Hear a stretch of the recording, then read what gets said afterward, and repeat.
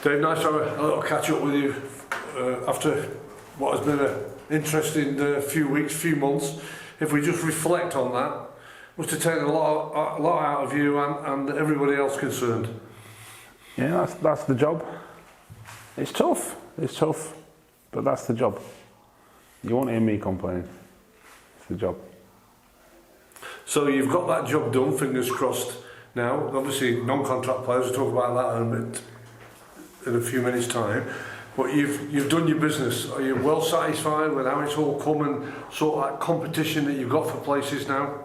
Yeah, I think we were short for various reasons.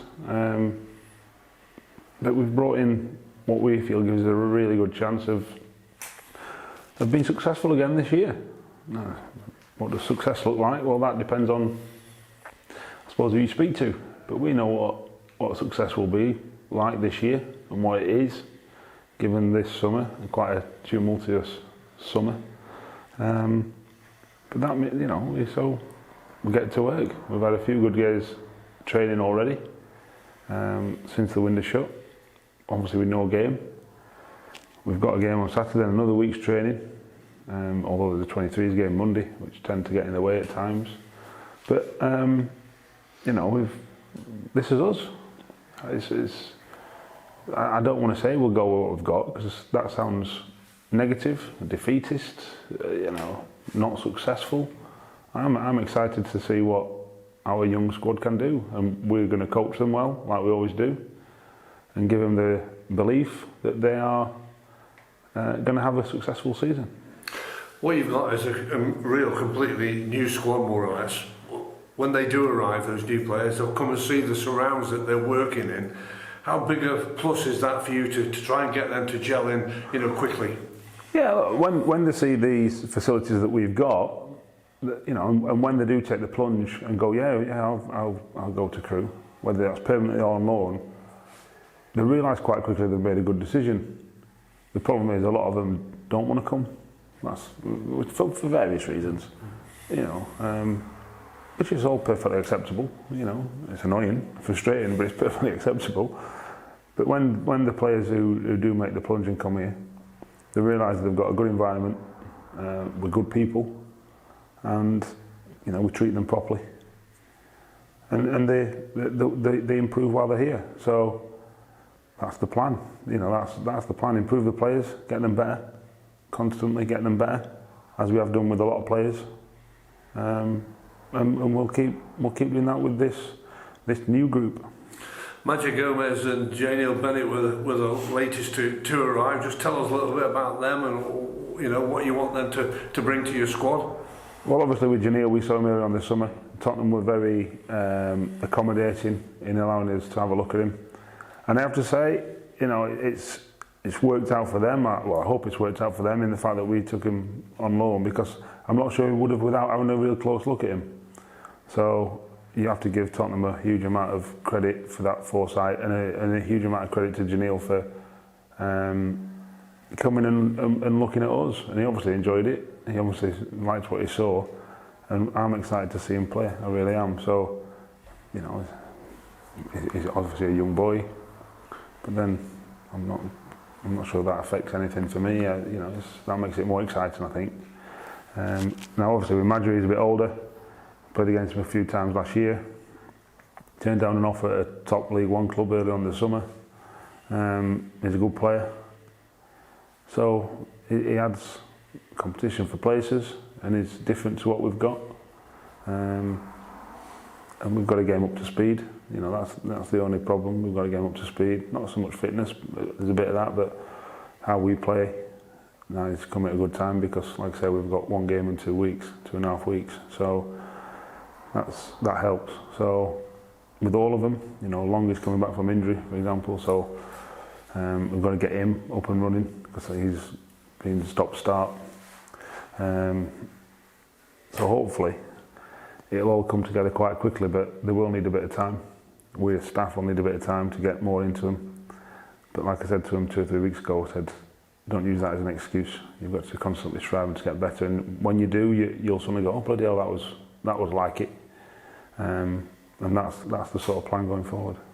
you've done that 1 month of the opening part of the season when it has been all frustrating, stop-start for you in a lot of areas. It's time to settle down. Yeah, like, we had such a disjointed start to the season, you know.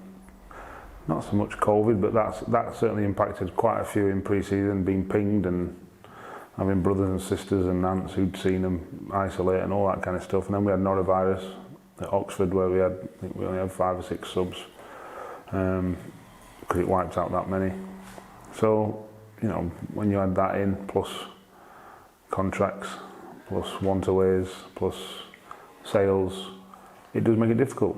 But then that's football, like I said, that's football, that's life. That's not a complaint, that's just how it is.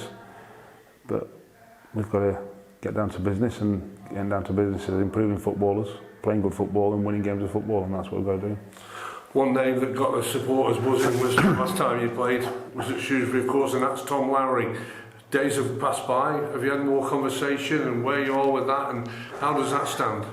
I tried phoning his agent 4 times on Tuesday. On deadline day, he phoned me back once. I was on the phone to a player. I then tried him on Thursday. He told me he was away till today. I said to Tom, look, he's not that bothered about you. His agent then texted me, we'll leave it, we won't talk. Fair enough, that's how you want to be. So I've showed more than enough willing on my part twice. He ignored me earlier on this summer. His agent, for the best part of a month, is now telling me he don't want to speak to me for all this season. Fair enough. It's okay. It's not me that's suffering. It's your client. I can guarantee he'd have picked up the phone if I'd have said we'd have had a bid for him. I've told Tom that. Tom agrees, but then he just goes and agrees with his chairman.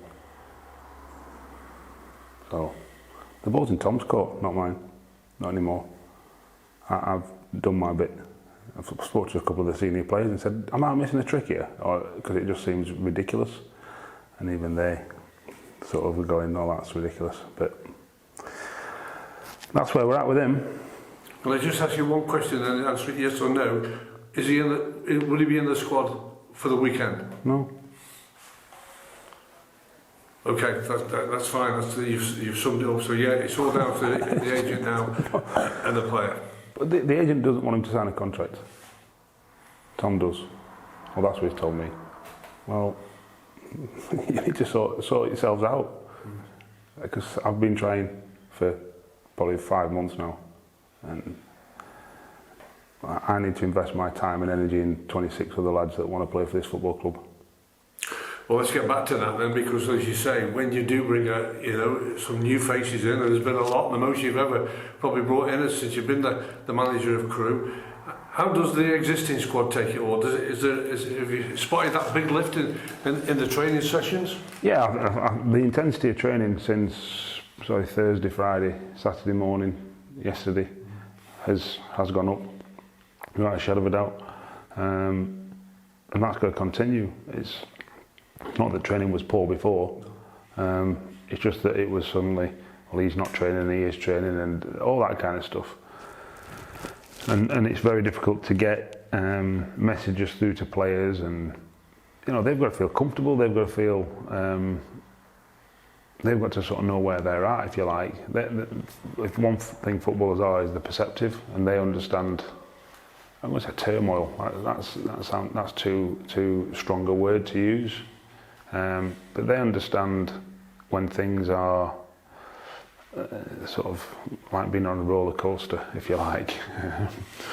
And they understand when the manager's making sure he's trying to get players in, and his sort of head's half in training, and the coaches are sort of going, right, yeah, oh, what do I think about this? And there's all that going on constantly, and it's very difficult. Whereas, like I say, from Thursday morning, they've gone, right, okay, this is us, let's go. And they've responded terrifically well, and irrespective of the result Saturday, whether we win, lose or draw, we know we're going in the right direction. We knew we were going in the right direction before Tuesday, before deadline day. But we've just got to get more and more work into them, and keep getting more and more work into them. The challenge is there for the players, because yes, August was a month where you only managed to get the 1 point in the league, but you won a couple of cup games. It was a busy month of fixtures. It's a busy month in September, and it'll bring you towards that 10-game mark where you have that little assessment. So the challenge is to get those points on the board. Yeah, cool. That's at the end of the day, that's what football's all about. You know, like I say, I could give you 1,000 reasons why we've only got 1 point. I think most Crew fans, like I said, they're extremely knowledgeable. They understand, and I don't. Well, it's not me spinning a yarn, is it? It's there for everyone to see. So, yeah, we've got some work to do, and it's as simple as that. And we're going to try our best to get some more points, because that's the name of the game. Well, the victory was there a week or so ago in the Papa John's. Are you expecting different? Obviously, you had an opportunity to have a look at them at the weekend, and are you seeing something different that you think that they'll come up with? No, well, there'll be different personnel, that's for sure.